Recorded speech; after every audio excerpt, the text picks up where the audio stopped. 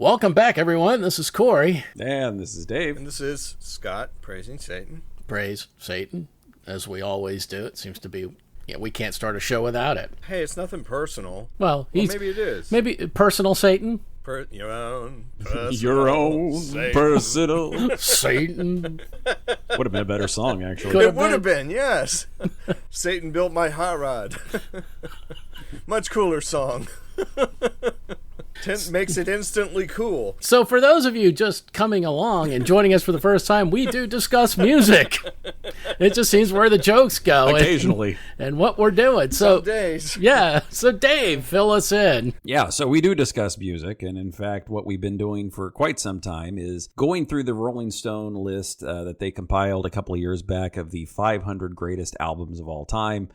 We are not going to talk about all 500 of them, but what we did do is we took 192 of them, about 40%, seeded them into a bracket, and what we do is we kind of get together, we talk about them, we talk about the pros, the cons, how they stack up against each other. For every round, we have 2 albums that go in and only one comes out, because once we talk about them, we vote on them, and we are gradually whittling away till we get to what our own choice is for the greatest album of all time, Rolling Stone be damned. That's the premise. Yep. So, Corey, I don't know if you want to jump in and tell us what we're talking about this time. Okay, around. well, first of all, these 192 albums were chosen at random, and each of these rounds that is true. That we do have, the albums are chosen at random. So, number 2 can take on number 400. And nowhere is that going to be more evident than today, because God, do we have two apples and orange matchups for you guys today? I think one of them is just a bolt. That fell off of like a 72 Buick or something. That's what one of them is. One of them is just a fucking bolt from a Buick. That's all it is. I don't know about the rest. But goddamn, yeah, what a weird matchup. It is, but hey, let's go into the first matchup. So, welcome to round 1. Coming in from the year 1978 is the Cars' self-titled debut album that burst out onto the scene with their blend of new wave, pop, electronica, and rock, delivering catchy hooks and melodies, still just as memorable as the line, "Hi, Brad. You know how cute I always thought you were." Which forever put a loop of moving in stereo into every teenage boy's head and likely broke many a VCR tape. Taking on the Cars is the album Rid of Me from PJ Harvey that wanders into raw, intense, and often controversial territory with her distinct vocals and unapologetic lyrics. A visceral journey through love, lust, and anguish. And Dave, let's begin with the Cars and let the good times roll. Let the good times roll! Indeed, as you said, came out in 1978. So, and you mentioned Rick Ocasek, who was originally born in Baltimore. When he was in his teenage years, the family picked up, moved to Cleveland, and in Cleveland, he met a guy by the name of Benjamin Orr, and the two of them got together, started playing music, put together a few bands over the years, until finally putting together this combo as a folk rock duo called Milkwood, which did not work at all. You know what? Milkwood. Yeah. Yes. My first thought too was like, yeah, you milk some wood. Yeah, good job. Yeah, milk it. That's up there with muscle milk. But go on. milk it. I swear to God, every time I see a little label for muscle milk, that's all I can think of. What a poorly thought out brand name. Anyway, so it didn't work out as Milkwood. They add Elliot Easton on guitar, Greg Hawkes on keyboard, David Robinson on drums, and put together a new group called the Cars. By this point, they are in Boston. They go in the studio, put together a demo of a song you have probably heard called Just What I Needed. Not the studio version, again, just the demo version. But what happened is they found a local DJ on a Boston radio station. She manages to get a copy of this. She thinks it's great. She thinks it's like nothing she's ever heard. And she starts playing it repeatedly. This is back when DJs had a lot more latitude on what they were allowed to play. And every one of those plays counted on the Billboard charts for radio play. So what happens is, because she is playing this thing in heavy rotation, the music industry picks up that there's this band in Boston who their demo alone is picking up on the frequently played charts. Multiple record companies send out guys to take a look at this band, trying to find out who these guys are. Elektra Records in particular sent a guy named Roy Thomas Baker. Baker was no slouch. He had previously done records with Queen, with Foreigner, including Queen's Night at the Opera, which is an album we talked about. He goes to see the Cars playing in a high school gym. Nice. And signs them on the spot to a 4-record deal. So they put together the first album. It comes out. It's a little unusual. Everybody kind of universally falls in love with it, but some people don't exactly know how to describe it because it really didn't fall within any existing genres at the time. You've got, as you said, Corey, during the intro, you've got new wave, you've got pop, you've got rock, you've got synths, which in 1978, synth technology is still kind of nascent. You have new wave. It comes out, and again, nobody really knows how to describe them. It seems at times it's familiar, at times it is totally futuristic. Rolling Stone calls them the best band of 1978. And the album spawns a ton of singles. In fact, so much so that they had this running joke within the band. Elliot Easton said, we used to joke that our first album should have been called The Cars' Greatest Hits. Yeah, really. Because 90% of what people know from us is off of that first album. Totally. Yeah. Corey, you alluded to this. It actually had sort of a second go-around. People who missed it in the late 70s, well, flash forward to the 80s when Fast Times at Ridgemont High comes out.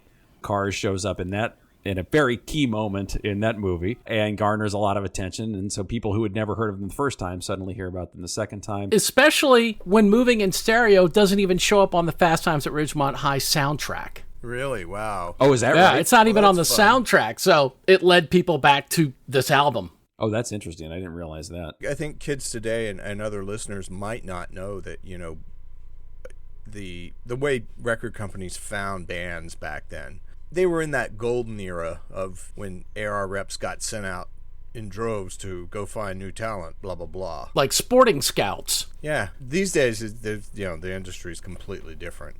But back then, that was kind of the norm. Yeah, they get up every morning and scroll through YouTube. I was just about to say, I think anymore it's like, okay, what new guy on YouTube or TikTok or Instagram has amassed some big number of followers that suggest he might be marketable. Right. And yet going out and seeing a band actually play live would probably give you a better idea of who this group is. Yeah. I think hearing them live is always a test. But these days you don't have to play live anymore, which is kind of good. Kind of bad, kind of good. Back when we talked about some of the Beatles albums, and the Beatles were really sort of the first to break that mold and say, all the way back in the 60s, and say, we are a lot more intrigued with what we can do in the studio than what we can do on a stage. But by then, they'd proven themselves on the stage. True.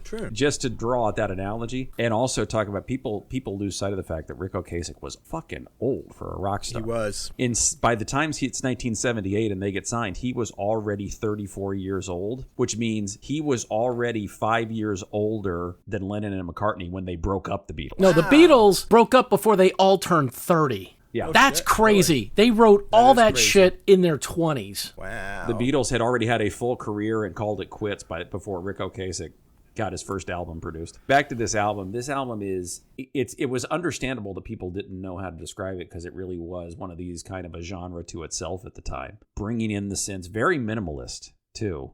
It was almost one of these, despite the heavy production, it was giving sort of just enough to the song to make it work. And in fact, when Roy Thomas Baker goes to produce these guys, as I said earlier, he had worked on Queen's Night at the Opera. Part of what intrigued him was he had done a lot of that sort of lush, heavy, overproduced prog stuff. And he's like, I like the idea of being able to pull back and just give a song the bare minimum of what it needs. Which is not to say that it was empty, because another thing he said was, if you listen to the vocal tracks on that and some of like the harmonies those guys are doing, when all the singing comes in, he's like, some of those songs we had just as many vocal tracks as we did on a Queen album. I believe it's just what would happen is the voices would burst in, you get a blast of sound, and then they would go away for the rest of the song, as opposed to being this sustained 57 track opus. Yeah, exactly. Like with Queen, the backing vocals were, well, they're incredible, number one, but number two, they are highly produced. Well, they're part of very. the music in a sense. It's part of their sound.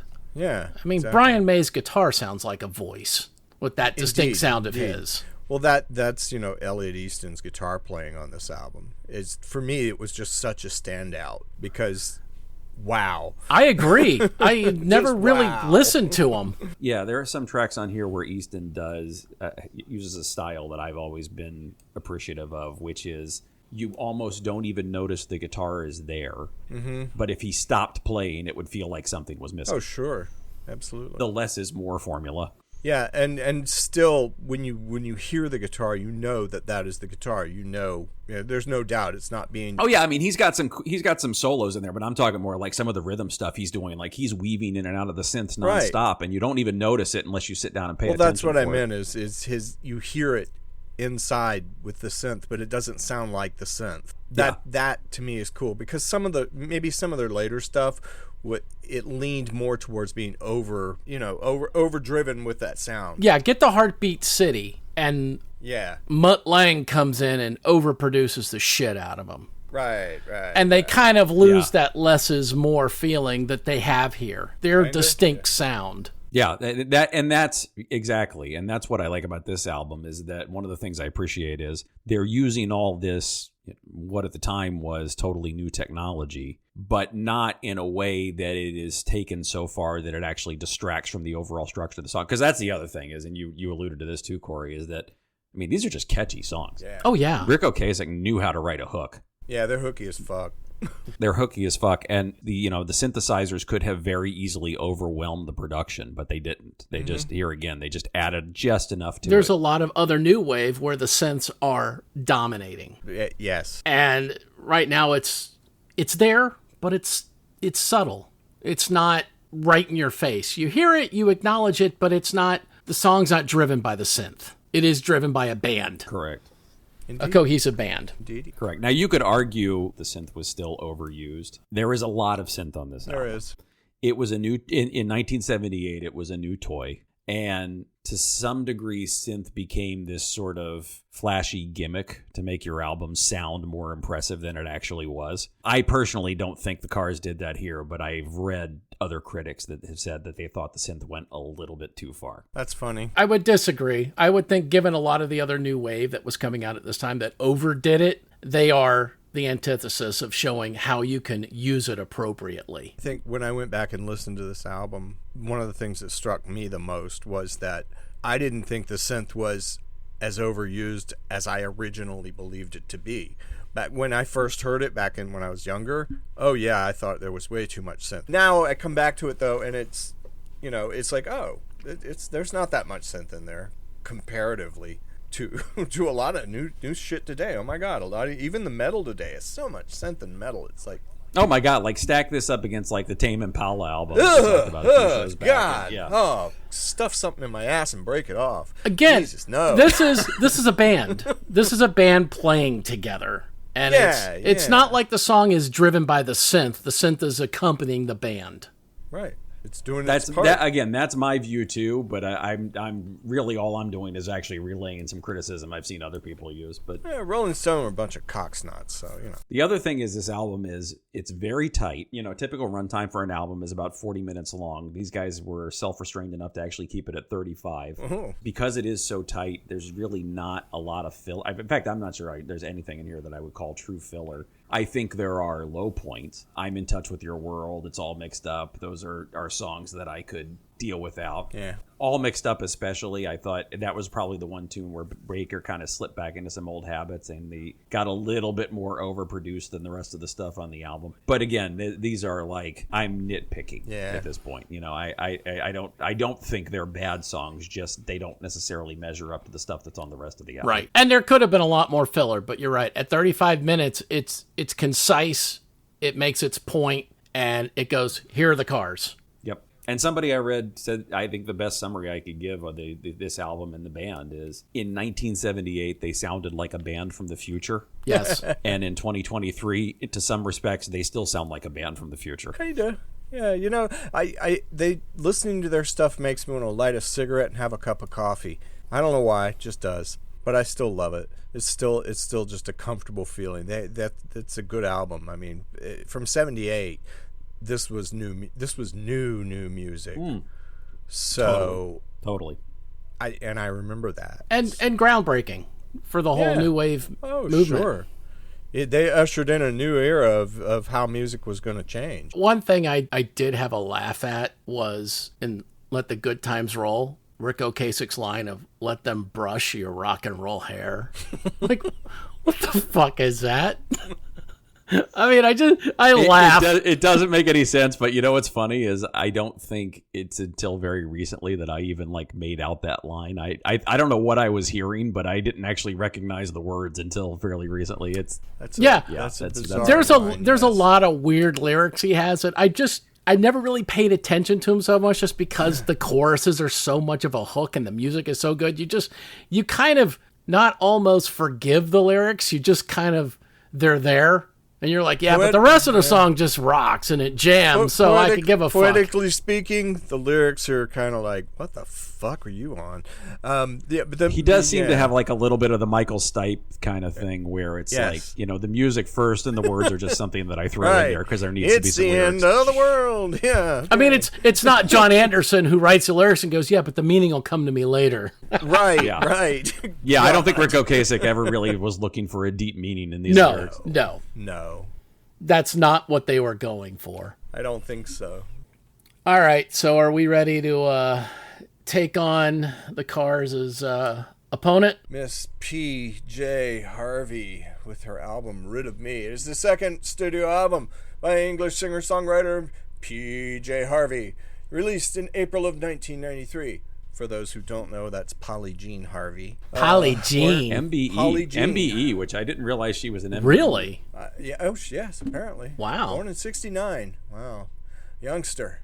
Yeah, this album, I tell you, boy, there's a lot you could talk about, the cover and all that happy shit, but, really, God, this was a hard listen. I'm just going to say it up front. This was a really hard listen. Some of it was fucking brilliant. Like, that Man-Sized Sextet. Yeah, I fucking love that. And the drumming on the album, wow.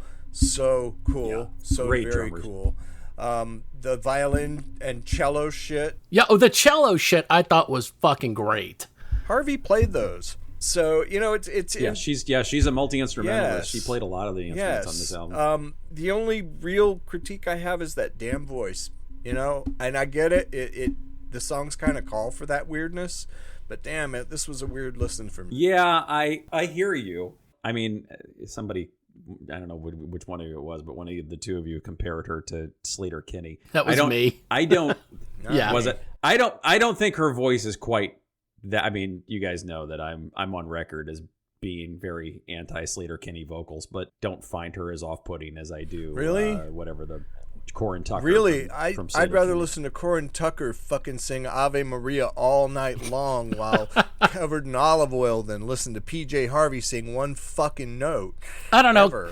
PJ Harvey can sing. She has her Corin Tucker moments. I'll say it like that. There's moments here. Yes, agreed. There were certain moments on the album that were just, like I said, they were just brilliant. Man-Sized Sextet comes to again, that song. Particular. Me Jane, somebody pointed out one of the most successful tracks. It's like, there were some very cool songs, but the intro, Rid of Me, the title track, wow, what a weird fucking song that is, and the backing vocals on it, they're very discordant, literally discordant, just going rid of me, and it's just what the fuck. Very strange choices here. Yeah, the Highway 61 revisited cover. That was unexpected and not bad. It was unexpected. Arguably, it was also uncalled for, but it wasn't unexpected. Yes. Completely uncalled for. Be like, we threw in a Disgusters cover too. Like, no, God, no, you didn't. No, stop. Why? No one needed this. No one. But Scott, I think you kind of hit it. Like, this is not an album that welcomes you in. Like, this is an album that is designed to challenge the listener, and you really have to like be patient to appreciate this thing. And I tell you, I don't know that I'm that patient, to be honest with you. But the other person I thought of, because they list her as singer, songwriter, musician, producer, artist, poet, and visual artist. So in listening to this, I immediately thought of Laurie Anderson. Oh, well, yeah. I mean, not the final I get what you're saying, but definitely not the final product. But if you wanted to make like a pop derivative of Laurie Anderson, here's where you'd be. Fair enough. weird. And I want to talk about the producer, Steve Albini. Yeah. Oh, yeah, Steve. Okay, Albini. this is one very rare producer. I didn't know this till I read about it. Okay, so he's worked with Nirvana, he's worked with Pixies, he's worked with the Breeders. He considers himself more of an engineer than a producer. And by that, he means an engineer solves problems in capturing sound of the musicians and does not threaten the artist's control over their project. He refuses to take ongoing royalties from other bands recording in his studio. Says that a producer's job is to record the music that the band desires, and that paying producers as if they had contributed artistically to an album is unethical. I like that. Yeah, you're the artist. Your job is to come up with the sound. My job is just to capture the vision that you have, not color it in any way. Right, not mold your vision, not come in and go, well, I hear what you're doing here, but you know what? I think you should be doing this. Yeah, exactly. That's changing the vision. And that goes back to, okay, the Cars, Heartbeat City with Mutt Lange. I mean, yeah, that album was incredibly successful. Yeah. But the sound of the Cars changed drastically. Yes, it did. They were the sound that would eventually be Def Leppard's sound. Like, go from Pyromania to Hysteria for Def Leppard. It's almost two different bands. Listen to the first album, On Through the Night. Or, to yes. Hysteria. Yeah. The change in just those two albums is like, what the fuck? I know. There was a hard rock band here, and you suddenly turned it into some sissy boy girly band, and they did. Yeah, Albini. You mentioned that Albini had worked with Nirvana. I mean, one of the more famous projects he worked on was In Utero, which was the second. I guess it wasn't really their second album. It was sort of the second mass release album. Is probably a better way to say it. Right. And I remember watching an interview with Albini over the years where somebody confronted him with, had he taken a cut of the sales on that album, how insanely rich he would have been today. But he has, or at least claims to have, zero regrets. Because he's very much this like artistic integrity. He's like, that's not my job. He's like, I didn't write any of those songs. I don't deserve a cut. Right. No, I highly respect that. So when we have these situations where we go, well, you know, a producer probably could have edited this down or touched this up. And to him, that's not his job. This is what the artist wanted. He made sure he was able to produce the sound that the artist heard. When they came back and heard the playback, they went, that's what I want. And he goes, all right, that's what you get. So as this relates to PJ Harvey. That is my point. I was just about to look Yep. back, yeah. At the end of this, where we think that there's some serious self-indulgence and just some things that you're like, who the hell green-lighted this? The artist green-lighted this. The producer did his job in fulfilling what the artist wanted. And that guy has like my full respect on this. I agree. So that's one point, but then the other point here, back to PJ Harvey and Albini, is part of the reason she actually sought Steve Albini out. In her words, he's the only person she's ever heard who knows how to record drums. We talked about the drumming on this album, and she's like, if you listen to his recordings, he can get the sound as if you are standing in front of a drum kit on stage. Nice. And she said, I've never heard any other producer capture that sound in a way that sounds that authentic and real. And, you know, we mentioned earlier, there is some great drum playing on this album. And this album, almost all of this album, sounded like every band you heard in college playing in somebody's basement. Yes. For some reason, it was always in a basement. I mean, when I was in college, it was always somebody's basement. You would get, not only did it sound like raw, they're playing through their amps, it's not professionally mixed, but then the sound is also usually bouncing off all the surfaces, and that's what I hear in this album. It's a basement band. I'm not saying that in a bad way. Well, that's why I mentioned, you know, that it sounds like that all they used was big muffs and some untuned guitars. There is a lot. Plug of everything into a big muff, you know, because you know how those sound. So yeah. For those of you non-guitar players out there, big muff is a pedal sound effect. We're not. Yeah. Oh, we're not talking about parts of PJ Yes, Harvey. Right. She was a big muff too. Yeah. I'll just say it. You have for the guitar players, for the people who don't play guitar, you have like different levels of distortion ranging from like mild boost and overdrive all the way to heavy, what the guitarists call a fuzz tone. And Big Muff is one of the more famous like fuzz guitar, heavy distortion. Oh yeah. Yeah, I felt like we needed to make that differentiation here. Good point. A little guitar knowledge for people. So we ready to vote on this nonsense? I think Yeah. we are. Well, actually, before we do, let me just one more thing, because I don't know if, again, I don't know which one of you this was. I know it wasn't my note. That was me. Probably, I'm assuming. The lo-fi sound. Yeah, that's Scott.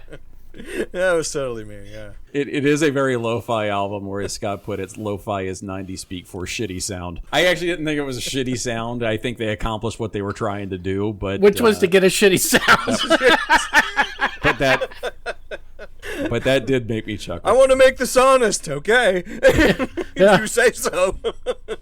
I want to make this sound like Tuesday night at the Brass Mug. Okay. All right, okay. We're just going to hang a tape deck up in the middle of the room. Here you go. I was watching, I think it was an episode of Tenacious D, actually. And they were going to a bar that had a sign out front. It said, "Open mic night. Learn to play guitar in front of an audience." Yes, that's what that is. I hated open mic nights. Yeah, but you know what?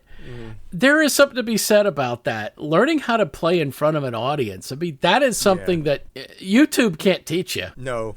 Yes, but I think the joke was more like, you don't know how to play. I know where you're going, yes. You suck. But my point is like, yeah, until you're playing in front of people, that's a completely different animal. You could play in a garage or someone's bedroom and you all sound great, but the moment you're nervous and playing in front of people and Did you guys do open mics? I used to do open mics. I've done plenty of open mics. Yeah. Fuck yeah. My very first gig ever was at a country club in Tampa.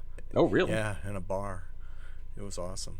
I played my original shit for 3 hours and threw in like 2 Jimmy Buffett songs 4 times. It was hilarious. It's fucking hilarious. The country club went nuts for tentacle rape? Is that... No, this was long before that. I was just doing my originals back then.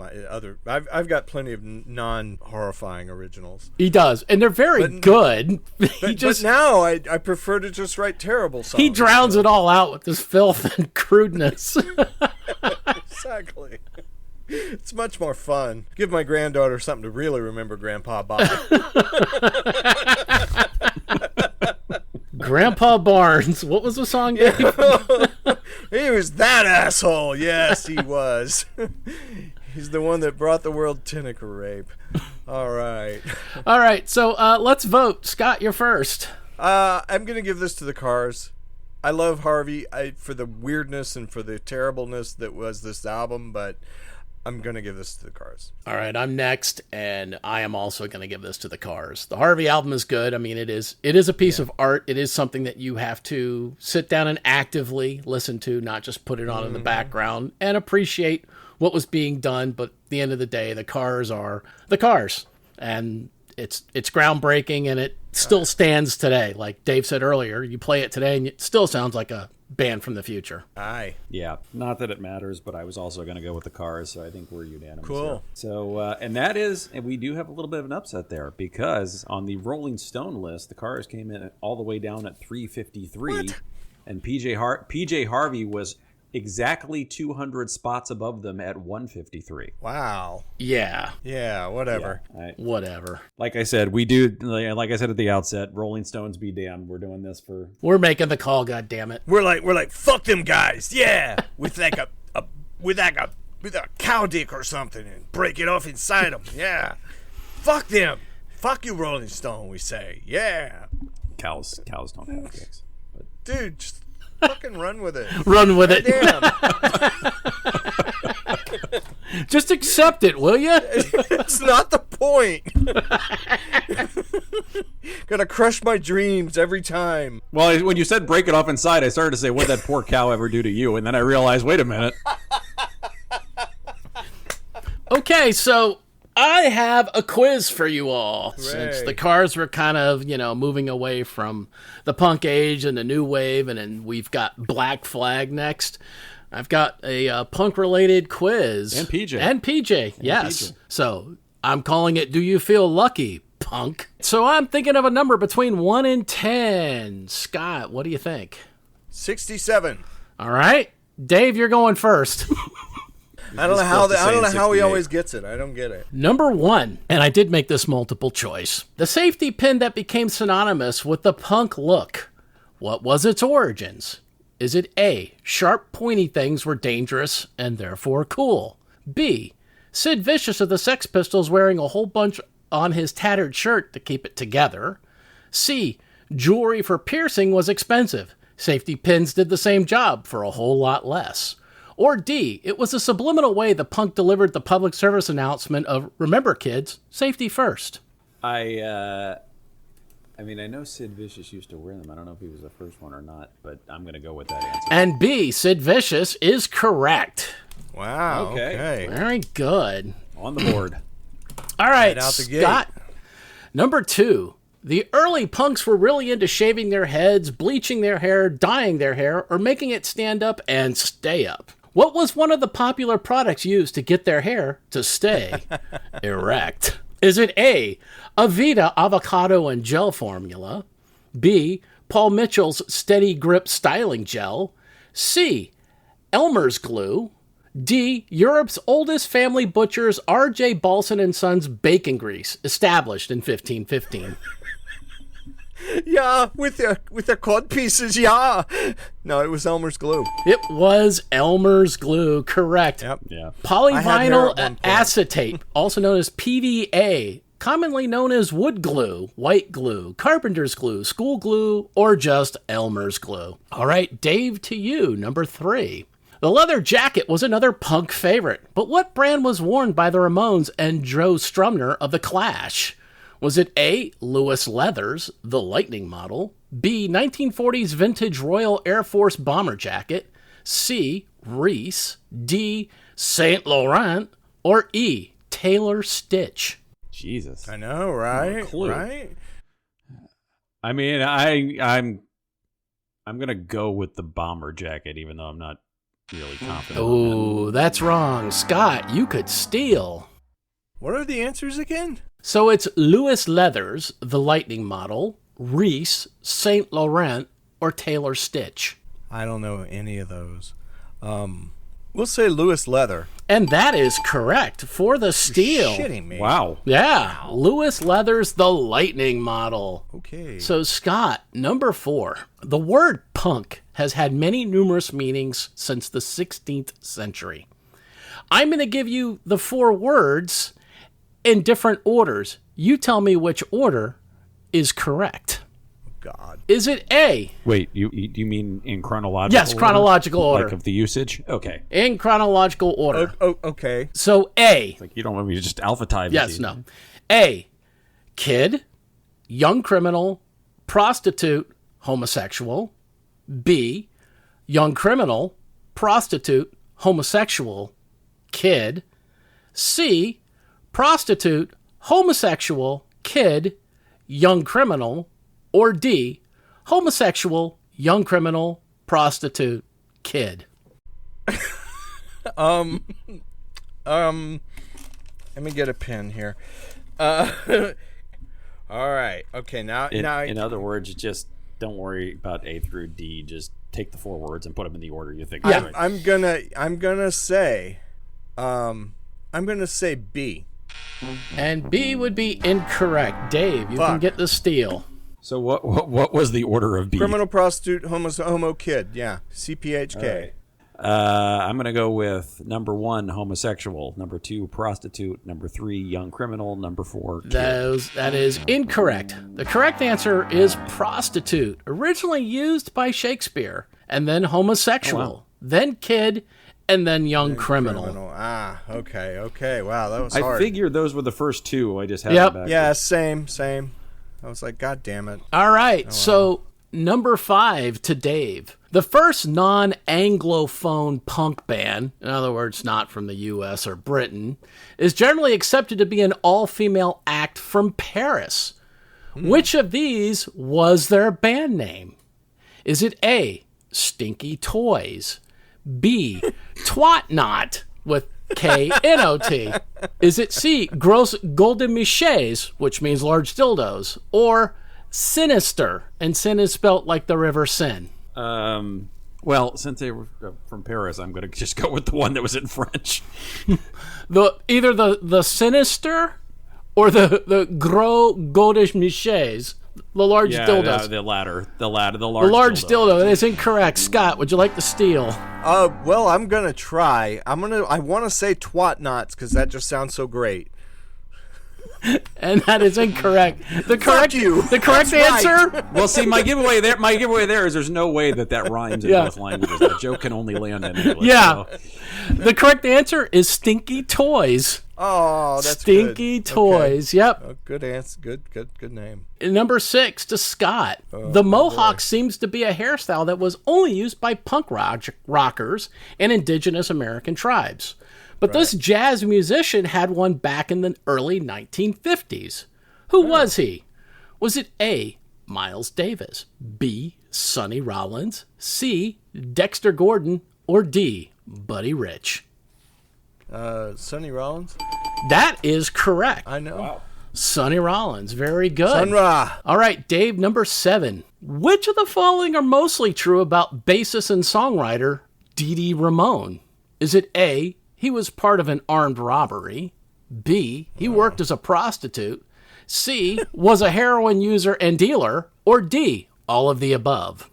It's funny, before you ever got to D, I was thinking all of the above. So that is correct. Yeah. That is correct. All right. It is. Fucking delinquent. Scott, you are in the lead, 3-2. Really? Yep. How'd that happen? Sid Vicious got his stage name from which of the following? After Nancy Spungen mumbled and burbled, "You said you warned me." B, there was a sign in a bar that said "Don't stand in doorway," written vertically, and he would cover the "don't" part and proceed to tell people to fuck off because he would Sid all he wanted. C, he was bitten by Johnny Rotten's hamster named Sid. Or D, a very drunk Simon Ritchie, his real name, tried to scribble an acronym for "Suck Me Dick" and wrote out SID and was razzed by his mates for it. And so the name stuck. He was bitten by the hamster. That is true. We did mention that on our show. We talked about that when we covered. That's actually in the biopic of the Pistols. Very cool little biopic that was on the series that was on Hulu. Worth a watch. Oh, not Sid and Nancy. No, just it was called The Pistols. The Nevermind the Bollocks. Nevermind the Bollocks. Yeah, it was called. fucking great. Had what's her face from Arya Stark in it. All right, Dave, number 9. All but one of these songs are considered to be proto-punk from the 1950s. Is it Cotton Crop Blues by James Colton, Train Kept A-Rollin' by Johnny Burnett and the Rock and Roll Trio, Louie Louie by Richard Berry, or Little Bitty Pretty One by Thurston Harris? The setup was all but one, except for one. I'm going to go with the first one. Cotton Crop. That would be incorrect. Scott, you could steal this. Shit, what's the question again? All of these songs are considered to be proto-punk from the 1950s, but one. Okay. So what's left is Train Kept A-Rollin' by Johnny Burnett and the Rock and Roll Trio, Louie Louie by Richard Berry, and Little Bitty Pretty One by Thurston Harris. I want to say either Train Kept A-Rollin' or Louie Louie, but I'm thinking leaning more towards Louie Louie. Let's say Louie Louie. And that is incorrect. The throw-off answer was Little Bitty Pretty One by Thurston Harris. Okay, don't know that one. So, Dave, I'll make this worth double points so you could tie. So, because it is 4-2. Leaving you in the dust. That's as good as it's getting at this point, huh? You're going to lose. Yep. Some of these are considered the most distasteful punk band names ever. Nice. But one of them is a fake. Is it A, Abortion Twins, B, The Circle Jerks, C, Murder Junkies, D, John Cougar Concentration Camp, E, The Child Molesters, F, Vagina Sore Jr., or G, none of them are fake. Vagina Sore Jr. That's brilliant. That one killed me when I read that. That is brilliant. Oh my god. Oh wow, John. Yeah, I gotta go with.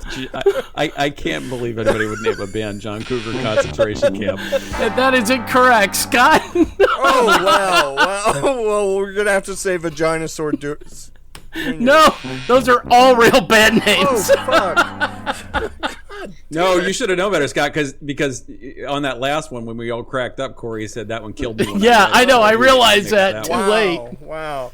Yeah, because I've heard of the child molesters. I mean, that's horrible as that sounds. Yeah, I mean, circle jerks I was familiar with. Yeah, exactly.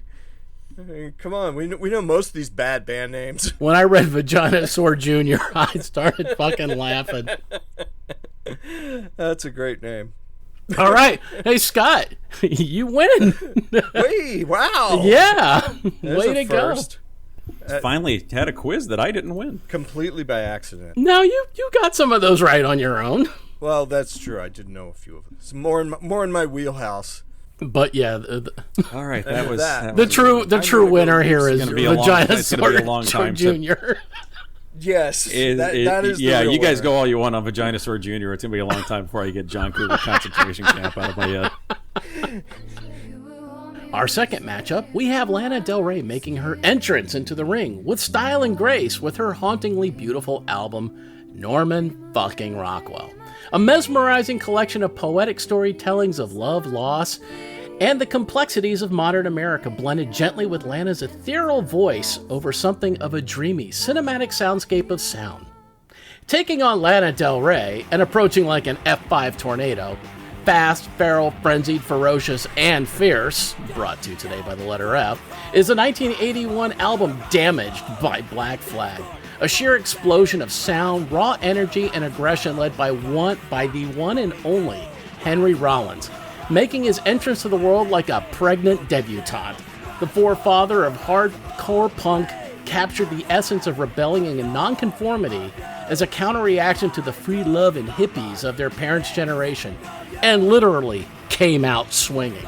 We begin with a deep-fried shrimp and sushi basket appetizer from the Mariners apartment complex, as we discuss Lana Del Rey's Norman fucking Rockwell. Well, Norman fucking Rockwell is brought to us by Elizabeth Woolridge Grant, born June 21st, 1985, and known to the world as Lana Del Rey. This is her sixth studio album, produced by Jack Antonoff, who also worked with people like Taylor Swift and Lorde. And the sound has been I love this. The sound's been described as a mix of pop, rock, jazz, which is accurate, but the styles in the album are really, really diverse. And then the lyrics exploring themes of love, loss, and nostalgia, which they certainly do. It also marks kind of a change in her sound, because it's a lot more polished and produced, or in my world, I thought this was overproduced, but that's just my minor critique of it. That would be the Jack Antonoff. Yeah. I mean, as good as the Lorde album was that we really liked, there's still some overproduction. Oh, yeah, yeah. He's not a minimalist. No, he's not an Albini. Yeah, not at all, no. Somebody said Joni Mitchell meets Fiona Apple. That was me. Because this is my thought process. Like, Joni Mitchell was sort of famous for like being raw and honest and singing exactly like about her emotions and things that she's dealing with.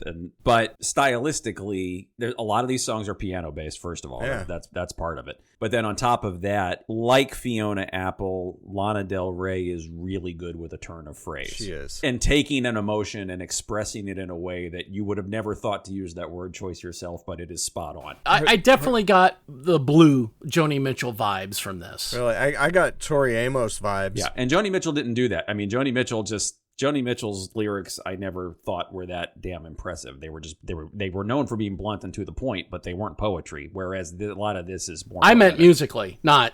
I mean, it felt like the music of the Blue album. Oh, interesting. I don't know if I see just that. A lot of the different sounds and a lot of the different landscapes. That was a lot of stuff we heard on Blue, not the lyrics. You're right. Lyrically, she is streets ahead of Joni Mitchell. I liked it. I had never heard this album front to back. I'd heard a couple of tracks here and there, but I'd never heard this album front to back. And it is, there's this like cliche among the kids now that, such and such is a whole mood. This album is a whole mood. Yeah. I mean, it's like, this is, Scott, you talked about like lighting a cigarette and putting on a pot of coffee while you listen to PJ Harvey. This is like, open a bottle of port and light the fire. Yes. sit back and put your headphones on and let that music fucking take you. This is dinner party music. You could put this on in the background. That too. Yeah, sure. Either way, I could see smoking a big joint to this. You know, I was just about to say that's an option as well here. Yeah, dude. She's laid back. I love this album. I fucking love this album. It was just so beautiful front to back. And yeah, it had a few moments where you're like, like Doing Time, the Sublime cover that somebody mentioned. I was like, oh, I didn't even realize that it was a cover at first. Threw me off. She did fine with it. So she took the song Doing Time by Sublime, which I don't know that there's anybody out there covering Sublime, quite frankly. But she made it work, but it just felt really out of place with the rest of the album. Yeah. The rest of the album is just like emotional venting, and the Doing Time is just like, there. It doesn't make any sense. It is the anomaly. Was that a contract obligation song? And as I mentioned on that comment, I would rather have heard her do a cover of Hammer Smash Face by Cannibal Corpse. It would have been just as inappropriate. Well, I think everyone at some point really should cover Cannibal Corpse, just to really show their musicianship and capabilities. I think they, it was like when Tori Slayer covered Slayer's Rain in Blood, because her version of Rain in Blood is so different from the original. Well, kind of like Her Smells Like Teen Spirit. Well, yeah, that was more along the lines of the song. Rain in Blood is nothing like the song.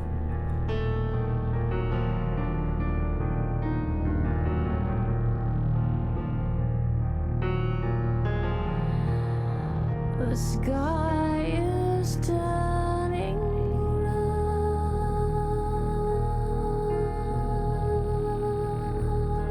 blood. Return to power draws near. Which is beautiful and brilliant in its own way. So I felt like, this Doing Time could have been better in that sense. You mean kind of made it more of her own? She didn't make it. Yeah, I didn't feel she made it as much her own as she could have. But whatever, And I think that goes to Dave's point. It really is the anomaly here. Yeah, it just you're kind of moving through the mood, and then suddenly it's like, oh, the mood stops. One of my other critiques was that it's not really indicative of her best work. I much preferred Born to Die, of course, the first album, because just her writing then was so much more just fuck you and out there. And this one, it was a little more restrained, but that's cool. Sixth album, you got to have something else to say. Now I want to see where it was on the album. Oh, the Sublime cover? The Sublime cover. It's the fifth song, so I kind of wonder if, that was meant to be, the end of side A. That was the filler into the middle of the album. Maybe it was. Who knows? Well, so now you're getting on to another criticism I have of this album, is that this thing is fucking long. It is long. I guess it was, of course I was listening to it digital, but so it wasn't like I had it in front of me, but I guess it was a double album. The runtime on this was 67 minutes and 43 seconds. And we said earlier, a typical album usually clocks in at around 40 minutes. So this is 40 minutes and then some. And, to some degree, I felt like it sort of suffers a little bit from the double album syndrome that we've talked about. Like, once an artist decides they're going to make a double album, suddenly they don't have to be selective about what they put out. That's true. They don't have to practice any self-restraint because they know they've got 4 sides to work with. Mm-hmm. I felt like, as much as I like this and as much as I like the sound of this, at a certain point, it's kind of like, how is this still going on? because this song sounds an awful lot like the one that just ended, and the one that just started after this one sounds an awful lot like it. And at a certain point, this whole album kind of starts running together. I just feel like a little bit more self-restraint would have been in order. Venice Bitch. Yeah. And this is, Scott, to something you alluded to earlier. There's a lot of moments in this where she sort of does callbacks to sounds that you heard in a lot of 70s era classic rock. Mm-hmm. She's got, in Venice Bitch, there's this long breakdown where she uses like a mini Moog it's sort of a mini Moog keyboard and a fuzz guitar kind of playing off of one another. And it works. It works really well. I commented, Emerson, Lake and Palmer were sort of famous for using that mini Moog. And there's a song that a lot of people have heard of, Lucky Man by ELP. Yeah. And it just sounds like, they've got a new toy and they're playing with it, but they haven't quite figured out how to use it yet. She actually uses it melodically in a way that works in the song. So it's great. It's also like 9.5 minutes. It's almost 10 minutes. Yeah, it's too much. Yeah, it is. And that's what I mean about a little bit of self-restraint wouldn't have hurt. There was a lot of musical masturbation here, I felt. Yeah. And really that's what it came off as, too, because you're just like, oh, for fuck's sake, finish the goddamn song already. No, I think you're right. Had this been a single album rather than a double album, much more concise, and the monotony wouldn't have stood out. Right. Yeah, and we're not the only ones to say that. When the Independent reviewed this album, they referred to it as a bloated, overlong mess. So there are others who agree with that point. Especially Scott. I don't know what you're talking about. My comment about my penis exploding? Yes. But, I mean, I like it. It's a really cool sound. She's got a great voice. She's got tremendous lyrics. The album just seemed to it needed to know when to go home. Yeah, I like it. I like it as a 67-minute album. I probably would have loved it as a 40-minute album. I would have loved it a lot more as a 40-minute album. Anything else? No. Well, speaking of concise, let's talk Black Flag. We go from a 67-minute album to a 35-minute album that just punches you right in the balls. We told you guys that we had 2 apples and oranges rounds, and man, Lana Del Rey versus Black Flag. Here we go. We're talking about Black Flag, an American punk band that formed in 1976 in California. Originally called Panic and established by Greg and is it Gin or Gin? Anyone know? I don't know. No. Okay, he's the guitarist. He's the primary. I'm betting he's not listening. Who gives I a know. shit? He's the primary songwriter and the most continuous member of the band. They've had so many changes Billy over the years. If it's wrong, he better call in and tell us. They are considered to be the first hardcore punk band and pioneers of what then became post-hardcore. And just to give you an idea, hardcore, it kind of originated in the late 70s, traces back to, of course, California, San Francisco, Southern California. And it was, as I said in the intro, a reaction against the hippie culture climate. It was inspired by the DC and New York City punk. It disavows commercialism, the established music industry, anything mainstream rock, and often addresses social and political topics. And of course, it is the inspiration for grunge and thrash metal down the road. Oh, yeah. It is generally faster, harder, and more aggressive than its punk origins. An article in Drowned in Sound argues that late 70s, early 80s era hardcore is the true spirit of punk. All the posers and fashionistas fucked off to the next trend of skinny pink ties with new romantic haircuts, swinging wimpy lyrics. And this was around the time that, post-punk and new wave was starting up, like the Cars that we talked about earlier. So these people were coming out and going, you know what? Fuck them. We're doing this. We're going to punch you.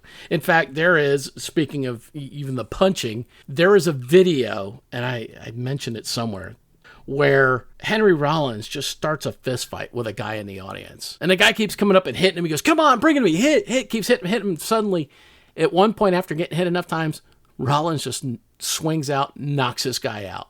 Knocks his lights out completely. And not uncommon for Henry Rollins at that time. He loved to get into fights. Okay, now going back to this whole album and Black Flag, Henry Rollins was pretty much the new member. Yeah. This being their debut album, he had been with them for about a year before this came out. Before that, he was a Black Flag fan. He used to go see them in DC. He loved this band, and they reached out, and he dropped his job, moved to California, and joined their band. He worked at an ice cream store. Can you imagine?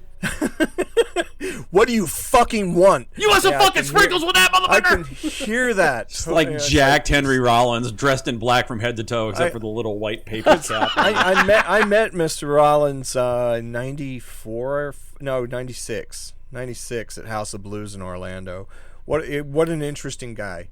So he is, as I was reading more about this album, I thought back to the conversation we had recently about the Doors. Yeah. And Jim Morrison being like one of these iconic frontmen who it's hard to imagine that band doing much had Jim Morrison never come along. It's sort of the same with Black Flag. Yeah. Like, I understand Rollins knew who they were and Rollins was a fan, but it wasn't like they had a huge following yet. Mm-hmm. And I don't think that they probably would have ever gotten to the level that they did had it not been for Henry Rollins. He's really one of these iconic guys. Eyes, same thing. Agreed. And post Black Flag went on to have a much bigger career than any of the Yeah, other guys in the yeah, band. totally. Yeah, I was going to say his book, Get in the Van, talks about his early days with Black Flag. And it's worth a read, kids. And check it out. And even his poetry. Oh, yeah. Yeah, so after Black Flag, he goes off and does the same thing that Jello Biafra from Dead Kennedys does, and launches off and starts doing spoken word tours. And he's brilliant. If you get a chance, see him. He's brilliant at everything. Like he was great fronting this band. The funny thing about that, the one thing I do chuckle about with this album is, to your point, Corey, about hardcore punk and angsty and angry and his screaming. They hire a guy. I mean, it was ultimately obviously the right move, but they hire a lead singer with a lisp, which just like completely sort of like undermines sort of the anger a little bit when the guy's lisping in your face while he's shouting into the microphone. But then after Black Flag, not only does he go off and do the spoken word thing, he has done acting. He has done like voiceover for animated shows. I actually just learned today that apparently there is a video game that you can play Henry Rollins as a playable character in the game. Nice. What? I want to do this. Yeah, it is. Let me see. Rollins was a playable character in Def Jam Fight for New York and the sequel, Def Jam Fight for New York, The Takeover. Okay. Wow. Yeah, video games tend to leave a lot of questions unanswered. This is true. He's also gotten very political in his later years. He's a very big advocate for like LGBTQ rights. He, oddly, for a guy who is very much on the left on a lot of issues, like he's very pro legalizing marijuana, but also something you don't really picture for a lot of liberal guys, very supportive of like USO and troops overseas. He's done a lot of shows with the USO. I guess during the first Iraq war, he showed up in Iraq. And in the middle of the show, he was actually praising like the commanders that were leading the forces over there, and sparked a little bit of controversy when he got to the microphone and said, "Your commanders are great. They would never lie to you. That's the vice president's job." Was referring to Dick Cheney. Oh yeah. Oh, he was right though. This is true. One interesting thing about this album is that you listen to this music, you listen to these guys, and you go, "This only works live." Yeah. I can't imagine in the studio trying to do this all separately, and yet Henry Rollins. This is not open the bottle of port and light the fireplace music. That's for sure. Oh God, no! Right. Henry Rollins had to overdub. He had to put in a vocal track on top of what they already had recorded, and to me, that's impressive. Considering that this is flying by the seat of your pants music that I think really works best live, because it is a feel. It is, it's not, like you said, it's not dinner party music, but it's not even something like you really just crank up on your own. I mean, there are some days it works when you need it. I mean, Corey, you played this kind of music. Oh, yes. Yes, I played a little bit. We both did this kind of, and I don't know about Dave, but, playing that raw, just aggressive and with your feelings more than anything else. You don't put a click track to this shit. Right. It is everybody making eye contact, everybody just kind of going with the feel. Yeah. And that he was able to go in and put his vocals on top of this, I thought was impressive. Yeah. It's funny you mentioned earlier Sid Vicious of the Sex Pistols, because when we talked about that album, one of the things we said was Sid Vicious couldn't play for shit, but he got that job because he had the right attitude. Yeah. That's kind of the way I think about Henry Rollins at the time that Black Flag hires him as their front man. At this point, he would ultimately go on to bigger and better things, as we said, but at this point, he really wasn't like a well-developed performer. He wasn't a well-developed singer. But he just had the attitude. He had the anger. Like all that raw stuff that you hear him screaming about in the microphone was driven by the fact that he was an angry guy who used to love to start fights, who used to love to like just completely punch people in the audience. Yep. And so I think, Corey, to your point, the reason he's able to come in and overdub a vocal on a pre-recorded track and with that kind of intensity is because the anger... The singing might not be great, but the anger is 100% legit. There was something online someone put about their performances. It's like short bursts of unbelievable intensity. It was like they were trying to break themselves into pieces with their music. Yeah. It is that. Yeah. It is raw when you listen to this. This is... We can talk about 90s lo-fi. No, this was just flat out in your face. What you see is what you get. And what you're hearing and what you're imagining is exactly what is going on. Yeah. The other interesting thing that struck me about this album is, again, back to the Sex Pistols, when I remember when we talked about them saying that they were just angry about everything. There is actually some positivity on this album. Like there's, Henry Rollins may be yelling and screaming, but sometimes he's yelling and screaming positive things. Sometimes they're just out having joking around and having a like TV party. It's just basically that song is just basically a big joke from start to finish. I love that song. And the video, wow. There's another one that I'm spacing out on the name, and I'm probably not going to come through with it. But I think towards the end of the album, there was one song that seemed to be written about someone they knew who was going through depression and self-harm and all of these things. And the whole song was basically like, snap out of it, like you're better than this. There's more to life. Is that than the this. last track? So Damaged. Damaged. It was either the last or second to last. Was that Damaged? Of course, the title track, and I can't remember. And the one that I think Henry Rollins actually wrote the lyrics for of all the songs.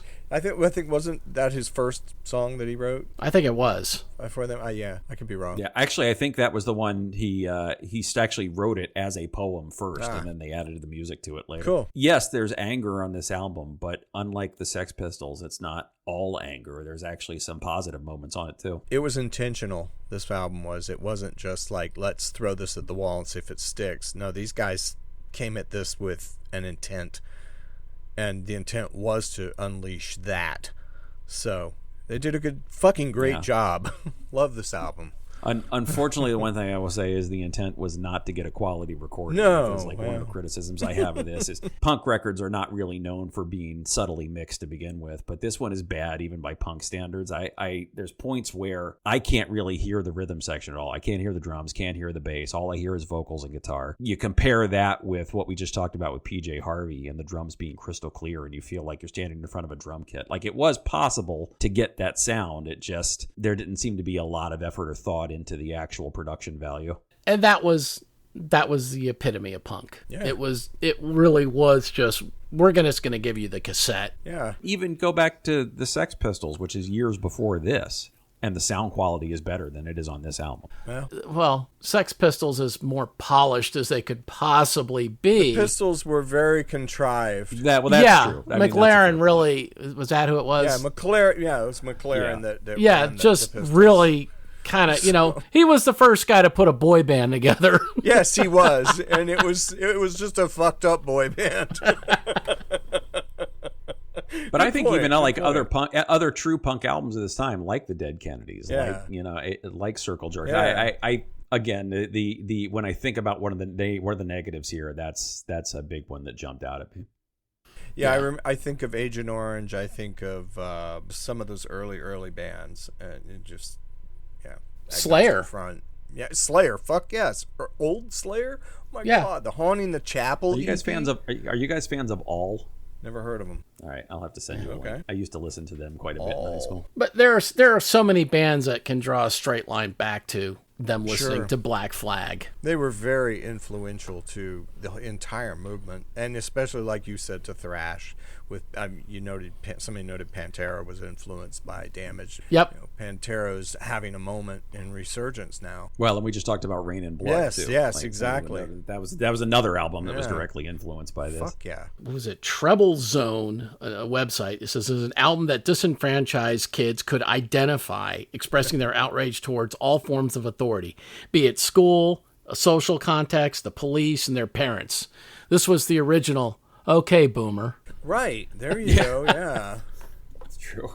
Did we cover it? I think we have we to. covered it. All right. I'm first. Vote on these bad boys. As much as I really just enjoyed and just can appreciate what Lana Del Rey did, Black Flag has just done so much for other artists and a lot of groups that can just point back to this. Yeah, it sounds like shit, but you can definitely see where it has its merits as well. It even tells you it's shit. Yeah. So I'm going to have to vote for Black Flag. Dave?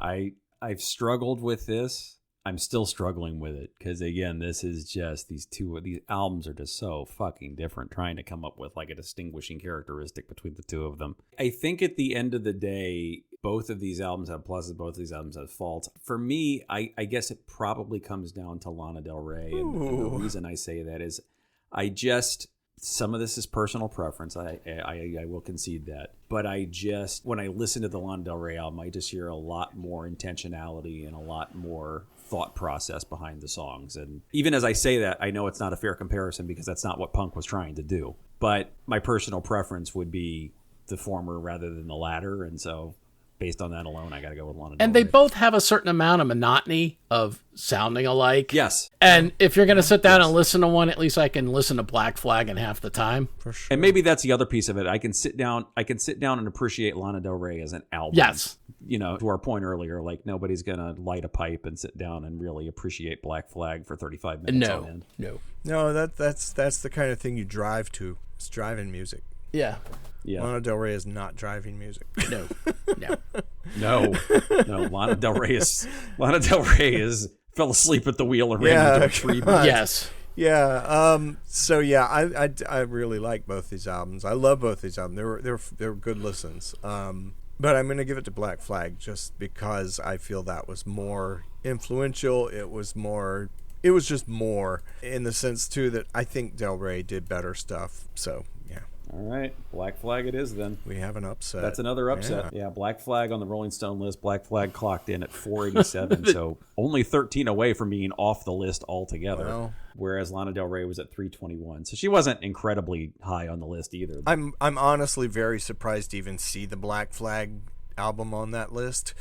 But you know, you're right. There would have been better representations, and there has been, because we do have the Sex Pistols, but we don't have the California punk. All right, so you ready to hear who our next contestants will be? Sure. Let's do it. Sure, hit us. Next time we meet, in round 1, it will be My Chemical Romance with their album The Black Parade. Nice. I love that album. And they will be taking on the self-titled album from the B-52s. In round 2, it will be the Stooges with Funhouse. And they will be taking on Otis Redding with his album Otis Blue, because he needed the money. Otis Redding. Otis Blue because he needed the money. Is that the name of the album? No, it's just Otis Blue. Oh, that's a shame. Otis Blue who? Otis Blue you. That Otis, is though. Otis. Man, talk about apples and oranges. The Stooges versus Otis Redding. I know. And you know what? We haven't even mentioned Iggy Pop's name, have we? No, we haven't. I mean, Yes, maybe we in a have. quiz Yeah, or something. We've talked about Iggy at some point or another. Okay. You know what? I know when we talked about. I don't know why I remember this. Talked about Bowie writing TVC-15. Right. Yes. Right. Watching TV and doing heroin with Iggy Pop. There you go. Because what's better than doing heroin with Iggy Pop? Yeah, I think I said it. I think I said at the time, you don't smoke weed with Willie and you don't do heroin with Iggy Pop. Yeah. I meant to write down the names of the TV shows they mentioned in TV Party, and which ones of them would actually Quincy! be relevant today. And some of those shows did not last much longer. I know they mentioned Fridays, which only made it all 2 years before it went off the air. I heard the Jeffersons. I heard Hill Street Blues. Yeah, Quincy. Just weird shit. Did they yell Quincy at one point? Yes. Jack Klugman, man. Jack Klugman, yeah. Yeah. And they used to go, hey, I'll meet you down at the steak joint. And sure enough, that was the name of the place. It was called the Steak Joint. I don't know why I found that funny. It was such a phrase that my grandfather would have used. Yeah, we're going to go down to that steak joint. And it could have been a place that served steak. That was the name of the place. But in the world of Quincy, that was the name of the restaurant. You know far too much about this television show. You know what? In college, I'd come home in the afternoons, and before I'd study, I'd turn on A&E. And it was Columbo, Quincy. Jeez. Ironside? No. The fucking guy on the horse in New York. Oh, God, him. Yeah. McLeod. McLeod. And yeah. why did I know? McLeod. Yeah, so clearly I watched too much, too. And Banachek. George Papard. Yes. Running Mystery Science Theater joke. McLeod! McLeod. And Lovejoy was one of them, too. You're the Wow. antiques dealer dealing in murder. But no, it was the Columbos I really liked. It's funny, the Steak Joint, the band that I mentioned earlier, actually, on their debut album, they had a song called Alfredo's that they wrote about their favorite burrito place. Nice. Nice. I mean, to the point where they actually like called out the address and phone number during the song to try to promote the place for the other. Wow. How bizarre. Well, all right, children. Try not to do anything stupid until we get back. We'll return eventually. Quit rubbing yourself there. It's not going to get better if you scratch it. And remember, Satan loves you. Always. Always. All right. Catch you next time. Bye. Push the button, Frank. Push the button, Frank, yeah. Stop. Just stop.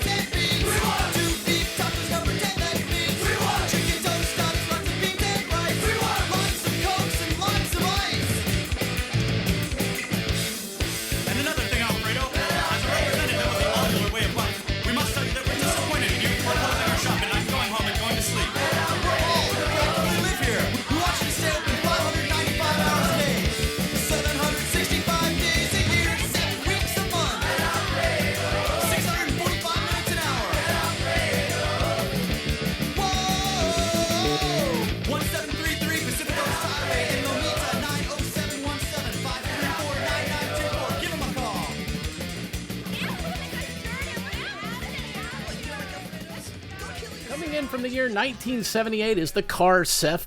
God damn it, Seth. What the hell is that?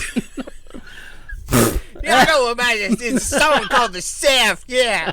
It's an album. Yeah. Seth. I was just sitting here going, who is Seth? Like, there's three of us on the show. Okay, yeah, the Cars album Seth. It's a rare one. It's very personal. Yeah. Okasik wrote that while he was on Mexican heroin. It had the hit song "Riding Paulina." Okay. Welcome to round one. Oh, I will admit the "Riding Paulina" thing took me a second. Oh. Okay. We'll sing the song that will bring Dave back. We'll sing about his penis inside the door jam. The door jam. And stop.